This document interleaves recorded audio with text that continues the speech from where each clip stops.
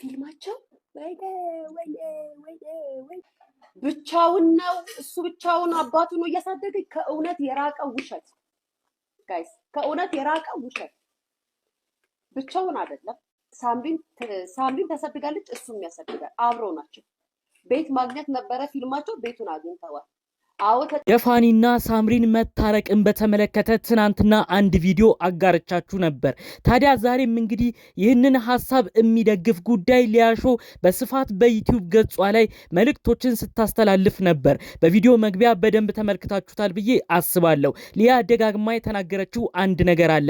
እነዚህ ግለሰቦች ፊልም ነው የሰሩብን እንጂ በፍጹም ተለያይተው አልተለያዩም። አሁንም አንድ ላይ ናቸው። ነገር ግን ተለያይተናል ብለው በተናገሩበት ቅጽበት ብዙ ያገኟቸው ጥቅሞች ነበሩ።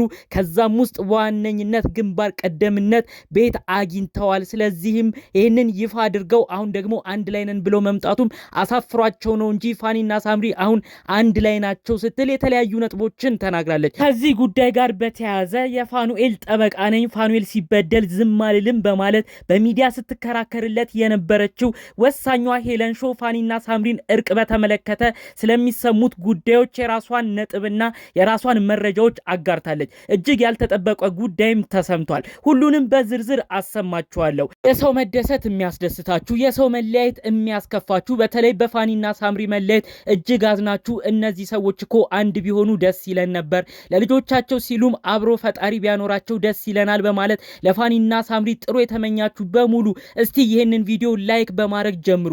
ለቻናሌም አዲስ ከሆናችሁ እባካችሁ ሰብስክራይብ በማድረግ ቤተሰብ እንድትሆኑኝ በአክብሮት ተጠይቃችኋለሁ። ቀጥታ ይዤ ወደ መጣሁት ዝርዝር መረጃዎቼ አመራለሁ። እንግዲህ ፋኒና ሳምሪ ተለያየም ብለው ከተናገሩበት ቀን ጀምሮ የተለያዩ ሐሳብ አስተያየቶች በተለያዩ ቦታዎች እየተሰሙ ቆይተው ነበረ። ከዛም ባለፈ መልኩ እስከ ቤተሰብ የሚያዳርስ አንዱ ላንዱ የማያስፈልጉ ዛቻዎች ሁሉ ብዙ ነገር ሲስተናገዱ ነበር። ብዙዎችም ይህንን አስመልክተው ሐሳብ አስተያየት ሲሰጡበት የቆዩት ጉዳዮች ነበሩ። ታዲያ ከዛ ሁሉ ለየት ባለ መልኩ ፋኒና ሳምሪ ላለፉት 3 እና 4 ወራት ያሳለፉትን ከባድ የሆነ የጥላቻ ንግግሮችን ካለፈ በኋላ ደግሞ የእርቅ ወሬ እየተሰማ መምጣቱን ተመልክቶ እንደ አዲስ ነገሩ እየተሰማ ይገኛል። በተለይ ፋኒና ሳምሪን የተመለከቱ ጉዳዮች ማለት ነው። ይኸውም እንግዲህ ትናንትና አንድ ቪዲዮ ማጋርቻችኋለሁ። እሱን ያያችሁ ሰዎች ሐሳቡ ይኖራችኋል ብዬ አስባለሁ። ፋኒና ሳምሪ አሁን አንድ ላይ ናቸው ተብሎ ሐሳብ እንዲነሳ የሆነበት ዋነኛ ነጥብ ምን ነበረ? ጂጂኪያ እንግዲህ የቲክቶክ ላይቭ በምታስተላልፍበት ጊዜ ከጀርባ ሆኖ እንግዲህ የልጅ ልጆቿ ድምጽ ይሰማ ነበር፣ የህፃናት ድምጽ ይሰማ ነበር። ብዙዎችም ይህንን በማስመልከት ኦዲየንስን በመደናገጥ አሁን ልጆቹ ያሉት ጂጂጋ ናቸው ወይ? ፋኑኤል በዛ ጋር መጥቶ እኔ ነኝ ብቻዬን ልጆቼን እማሳድገው፣ ጂጂና ልጇ ሳምሪ ልጆቹን አንፈልግም ብለው ልጆቹን ከነሱ አርቀዋል፣ እኔ ነኝ ልጅ እየተንከባከብኩ ያለሁት ብሎ ብዙ ተናግሮ ነበር። ብዙዎችም በሁኔታው በመደናገጥ ለሱ ድጋፍ ሲያሳዩ ነበር። ነገር ግን አሁን ደግሞ ጂጂጋ ከጀርባ ሆነው ድምጽ እየተሰማን ነው። ይህ ነገር እንዴት ነው? የሚሰራ ፊልም አለ ወይ? ልጆቹ አሁን አያታቸው ጋር ነው የሚገኙት? ልጆቹን እየተቀባበሉ ነው ወይ አሁን እየተንከባከቡ የሚገኘው? ምንድነው ይሄ ነገር ያልጠራው? ከዛስ ጀርባ ፋኑኤል ለምንድነው ሚዲያስ እየመጣ ልጆቹ እሱ ጋር ብቻ እንዳሉ እሱ ጋር ኃላፊነት ብቻ እንዳለበት እየተናገረ የሚገኘው? እነዚህ ግለሰቦች በጀርባ ተስማምተዋል ወይ እያሉ ብዙዎች ሲጠይቁ ነበር። ይህንንም አስመልክቶ እንግዲህ ዩቲዩበሯ ሄለን ቀጥታ ፋኑኤልን ስትጠይቀው ነበረ። ታዲያ ፋኑኤልም ያለው ምንድነው? ይህ ህግ የያዘው ጉዳይ ነው፣ ልጆቹ ወደ እነሱ ቤት አልሄዱም፣ እኔ ልጆቼን ከተረከብኩበት ቀን ጀምሮ እኔ ጋር ነው የሚገኙት፣ ስለዚህ ይሄ ነገር ውሸት ነው ብሎ ለዩቲዩበሯ ሄለን ሲናገር ነበር። ታዲያ ይህንንም ሐሳብ በመደገፍ ነው ሊያ ብዙ ነገሮች ስትናገር የነበረው። በተለይ ኦዲየንስ ያነሳውን ሐሳብ ልጆቹን ተስማምተው ነው እያሳደጉ የሚገኘው፣ ፊልም ነው የተሰራብን፣ እነዚህ ግለሰቦች ተስማምተዋል። በተለይም ፋኑኤልን ስደግፍ የነበረችው ዩቲዩበሯን ሄለን ፋኑኤል ስለፈራ ነው እንጂ እርቅ መሆናቸውን ይፋ ያወጡት ነበረ።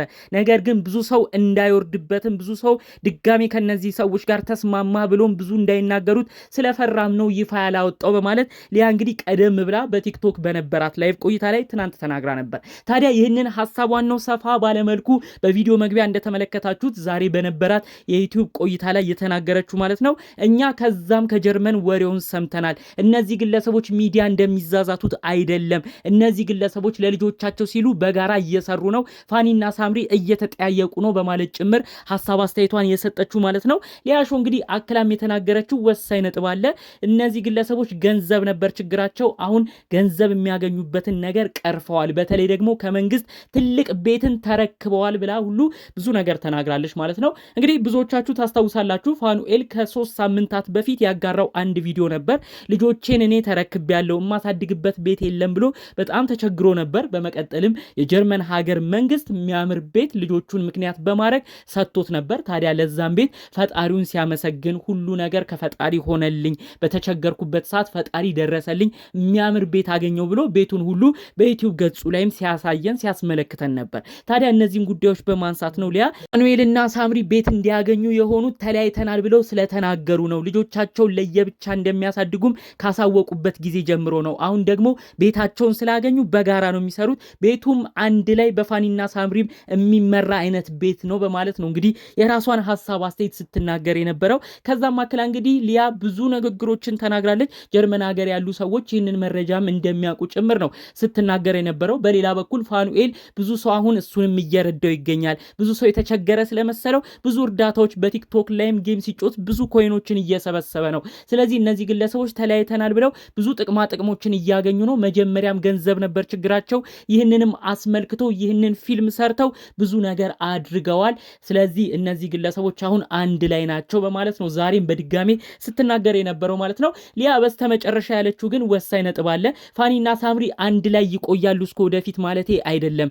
ምንም ቢሆን ሚዲያ በማይሆን ነገር ተዘላልፈዋል። መከባበር ከእንግዲህ ላይኖር ይችላል። ነገር ግን እኛ እንደምናስበው እነሱም እንደሚያሳዩን ተዛዝተው ብቻ የተለያዩ ሰዎች አይደሉም። እንደ እህትና ወንድምም ይሁኑ አላቅም፣ ብቻ ለልጆቻቸው ሲሉ እየተገናኙ አሁን አንድ ላይ እንዳሉም ጭምር መረጃው አለኝ ስትል ነው ጠቅለል አድርጋ ስለዚህ ጉዳይ ሐሳብ አስተያየቷን ያጋራችሁ ማለት ነው። እንግዲህ በሌላ በኩል እነዚህን ጉዳዮች የተባሉትንም በማንሳት ጭምር ይህ ዝም ብሎ የተነሳ ወሬ ነው። በተለይ ጂጂኪያ ጋር የህፃናት ድምጽ ተሰምቷል ተብሎ ዝም ብሎ ነው ፋኑኤልም ለማሳጣት የተደረጉ መረጃዎች የነበሩት። እንዴት ነው ክብሩ ተዋርዶ ቤተሰቦቹ ብዙ ተብለው ይህ ግለሰብ ባንዴ ከነዚህ ሰዎች ጋር ተስማምቶ ሊኖር የሚችለው? ይህ የማይመስል ነገር ነው። እነዚህ ሰዎች አልተስማሙም እያሉ ደግሞ የራሳቸውን ሐሳብ አስተያየት ሲሰጡ የነበሩ ሰዎችንም ተመልክተናል። በዋነኝነት የፋኑኤል ጠበቃ ሆነ ደግሞ ብዙ ነገር ከጎኑ በመሆን ስትደግፈው የነበረችው ዩቲዩበሯ ሄለንም ያለችው ዋነኛ ነጥብ ነበረ። ፋኑኤልን ብዙ ኦዲየንስ ጠይቂልኝ ስላለ እኔም ጠይቄው ነበረ። ልጆቹ እነ ጂጂኪያ ጋር እየሄዱ ነው ወይ? ስምምነት ተፈጥሯል ወይ እኛ ሳናቅ ብዬ ጠይቄው ነበር። እሱ ግን ያለኝ ልጆቹ እኔ ጋር ነው የሚገኙት ስላለኝ አምኜዋለሁ። በፍጹም ፋኒና ሳምሪ አልተስማሙም። በፍጹም እኔን ሸውዶ እኔንም ዝም ብሎ ሌላ ነገር አያረግም። ስለዚህ ዝም ብሎ ነው ሰው እየማው ብዙ ነገር እየተናገረው የሚገኘው።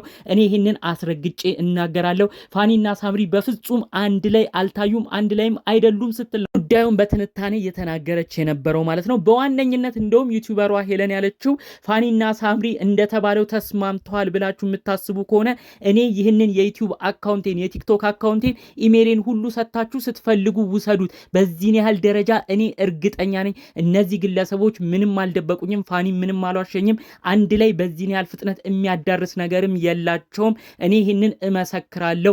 ምንም ህዝቡን የሚዋሸው ነገር የለም። ፋኑኤል በፍጹም ከነዚህ ቤተሰቦች ጋር አልተስማማም ስትል ነው ሄለን ስለ ጉዳዩ በደንብ በስፋት የተናገረችው ማለት ነው። አሁንም ቢሆን አንድ ወሳኝ ነገር ሁሉም ሰው የሚያነሳው አለ። እኔም በዛሬው ቪዲዮ ይህንን ብዬ የዛሬውን ጉዳዮችን እዚህ ላይ ላብቃ። ፋኒና ሳምሪ ምንም ቢሆን በጋራ ኖረዋል። የልጅነት ጊዜያቸውን አብረው አሳልፈዋል። ምንም ሳይኖራቸው አብረው ነበሩ። እስካሁንም ብዙ ነገር አሳልፈዋል። በመካከላቸው የሚያማምሩ ፊሎና አዳምን የመሰሉ ልጆችም ተፈጥረዋል። ፈጣሪ ብሎ አንድ ቢያረጋቸው ለልጆቻቸው ሲል ጥሩ፣ ካልሆነም ግን ተከባብረው የሚኖሩበት ነገር እንዲፈጠር እንደ ሁል ጊዜው እንደምመኘው ዛሬም ይህንን በማለት የዛሬን መረጃዎችን እዚህ ጋር አበቃለሁ። በሌሎች ጉዳዮች እስክንገናኝ ሰላሙን ሁሉ ተመኘውላችሁ። ሰላም።